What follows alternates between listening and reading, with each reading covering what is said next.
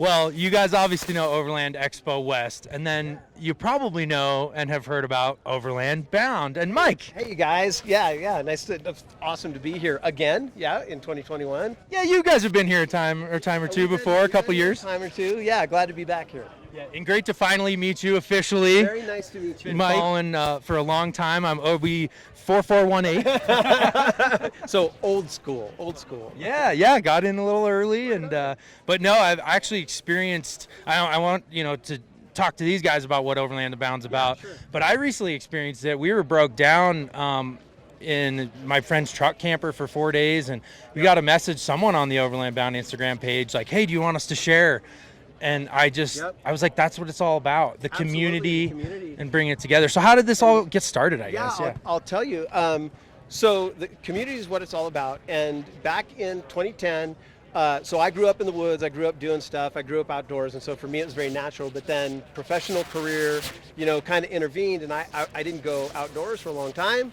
A series of really crummy events happened in my life. And I know you guys have faced stuff like this as well. And I almost involuntarily turned back to nature. I was like, I got to get out. And so I bought this rig and I went out and I did it. And I was like, oh my goodness, I need to be doing this, getting outside. And then when I got back, I wanted to share that experience with friends and more people. So I started a blog, and that kind of grew. It's like that old thing. Started a blog. There wasn't really community resources to provide people with the knowledge they needed to go a little bit beyond the beaten path.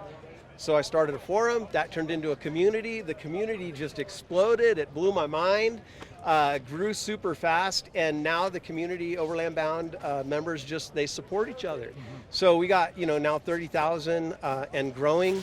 So when you're out there on the trail, you need some help, you need some assistance, whatever it may be. It's nice to have that community support and those resources. You need to know some things, and so that's kind of what it's all about. Definitely. Well, that's so cool to hear your story. I've heard it before, but to hear it in person, because I was a financial advisor. I gave the paraphrase version, right? That's the short take, folks. Yeah. Well, I was a financial advisor for a while, and I would find myself talking to folks about retirement and really changing what my life was about to try to reach this level of success. And I'd go out on the weekends, and it was this feeling the longer I'd go out, the better I felt.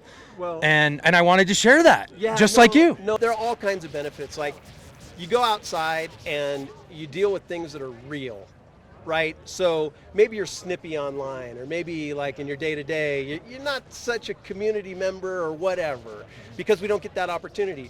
But when you're out on the trail and you're doing real stuff and you need water, or you got a broke axle, that's real stuff. And all of a sudden the best in humanity comes right out, and you're reminded what we're all about. It's like, no, people like to help one another. Yeah. And so just that experience, it's like, it's kind of what it's all about, like you were saying, It's a beautiful thing to hear you explain it that way. Yeah.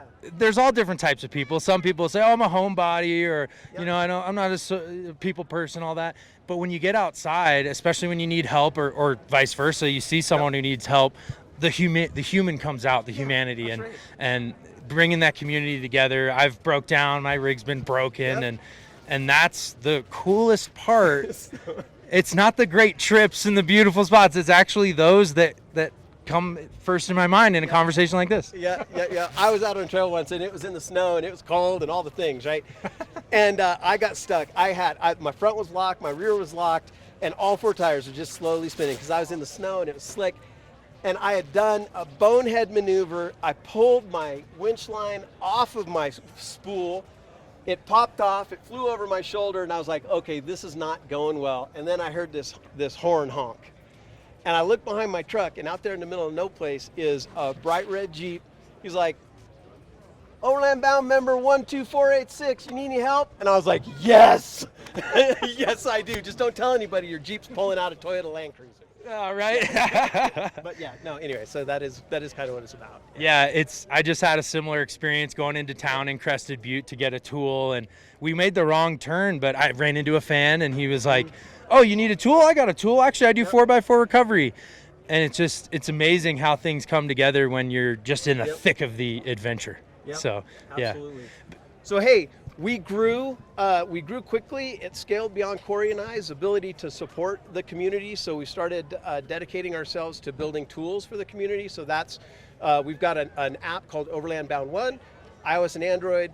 We're building out off-grid, offline features, and the whole idea is, in keeping with our community roots. You can go out there and you can find map apps or you can find event apps. We kind of tie that all together. So it's the community plus the off-road navigation stuff together. So if you're using it to navigate and you need help, you can also tap into the community. So, we've got that out there. We just had a new release yesterday, so it's free, y'all. Overland Bound 1, iOS and Android. Okay, that's all I'll say. I like it. That's a good natural plug. but no, that's what I love about Overland Bound. I feel like you guys you really want to connect the high level. Yep. People have tons to share. They've learned a ton with the people who are just starting out and everywhere in between. And just that was one of the big reasons that we started, is everybody started somewhere. So, if you're out there, if you don't know anything, it's got to be okay in our community. It's like, well, hey, that's why you have a support network. And I'd even tell people that are considering getting a rig, it's like, go to a meetup. There's no commitment, just go to a meetup or whatever, and Someone's having way too much fun over there. Woohoo! Go to a meetup and kick some tires and get some ideas, talk to some members. Yeah, it's really cool because I came from the rock crawling community and I love the challenge of a gnarly obstacle and all that. But there's a lot of stigma that, you need bigger tires and this and that. And that's what I think is so neat about overlanding. Yeah. The vehicles, there's no perfect one, and there's no perfect spots or trails. It doesn't matter what you drive. Yeah, that's their thing. It does matter where you drive it. So you got it. So you have to have a rig that's capable of doing what you're asking it to do. But just a bone stock Toyota Tacoma, any bone stock 4-wheel drive is tremendously capable. Mm-hmm. You can go and see some of the greatest spots out there. Mm-hmm. So. Yeah, and you could have been through many different rigs, I'm sure, but this is your trusty steed, the Land Cruiser. That's it. Yeah, I had this since 2010. And it's just been a great vehicle. I mean, for the first few years, it just went and went and went and went. And then about 2018, it said, okay, hold up. We need to take care of some maintenance. So we've been, building it out and doing some things with it and giving back a little bit. But new motor, new thing. So my good friend, Social Pants, has a brand new Raptor. And that's the way that he went. He did a bunch of research and he's like, you know what? I want to build something good from the get-go.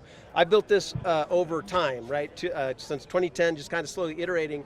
He just did a bunch of research. He's like, that's my build, man. And that's a perfect way to go. If you know the kind of overlanding you're going to do and you can build out a rig to fit it, that's cool too. And I think that's kind of the point is, we all come from different perspectives, different desires. You want to go and do different kinds of things, bomb through the desert or rock crawl. That's going to be a different vehicle. In my case, it's the same vehicle, but it does it all. But you just consider those things when you're building out your rig for sure. Yeah. Well, and there's definitely no perfect vehicle. There's not even the right vehicle. Sometimes you find the right vehicle being in the wrong spots, which can be fun. Yeah. But but yeah, for people starting out, I guess, and this is just a random question off the top of my head, sure. But what vehicle to pick is a big thing. Do I do a van, a truck, and a camper, an SUV? Thoughts on that? Yeah, well, so the basic question, of course, is what do you think you're going to do with it? And maybe it is where do I live and what kind of terrain do I have around me? And so, if you're going to be doing state campgrounds and you're not going to be going off the beaten path, then a van is really nice. If you're going to be in a live-work situation where you're traveling and you're working, which more and more people are doing, you probably want to consider having a little bit more space. Maybe one of the built-out vans, or just something with a little bit more space. If you're going to be rock crawling, you start going towards those kind of platforms, gladiators, and things of that nature. There's just a wide range of vehicles to choose from. So consider those things. What am I going to do? How long am I going to be on the road? And start looking at builds that really fit that bill. Mm-hmm. For example, I'll mention Social Pants again. His Raptor is different than mine. I'm more slow trail. He's bombing through the desert. Uh-huh. They're built differently. So that's the deal. You have to consider what you're going to do. There's no right answer to it. Just figure out what you're gonna build. Find a rig, somebody that has built something. You look at that thing, and you're like, that's an awesome rig. That's really cool. Find some inspiration and start building. You don't have to do it all at once either. Just start slow.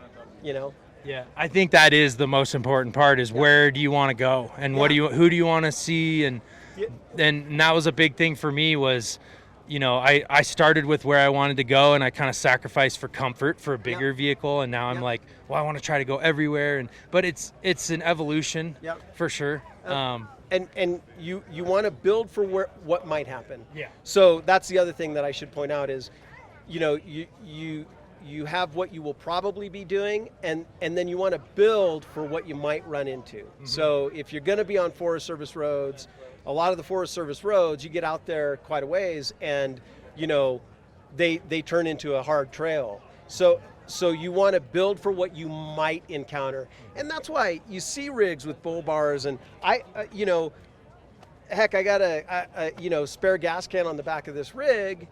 I've used it maybe 4 times in the last 5 years, but when I needed it. So you got to build for what you might encounter. Yeah. That's a perfect thing for my build. Is I have 40-inch tires. I don't need them to get to 95% of the camp spots, but those 5% of the time, we're going to be having a good time. Yeah, no, absolutely. Well, the other thing is, like, you might go on a loop trail, and you're like, okay, I have enough gas to go around the loop trail. You go in, 3/4 of the way, you can't make it back, and then there's a hard obstacle.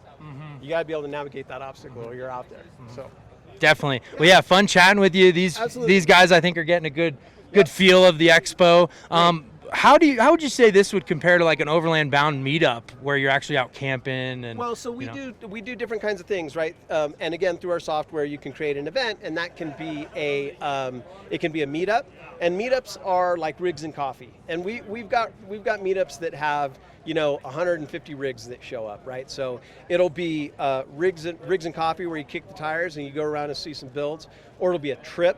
And you put in all the parameters of the trip. Hey, we're going this far. We're going to go from point A to point B. We want to have about 15 people. Those are always really great because you make lifelong friends with events like that.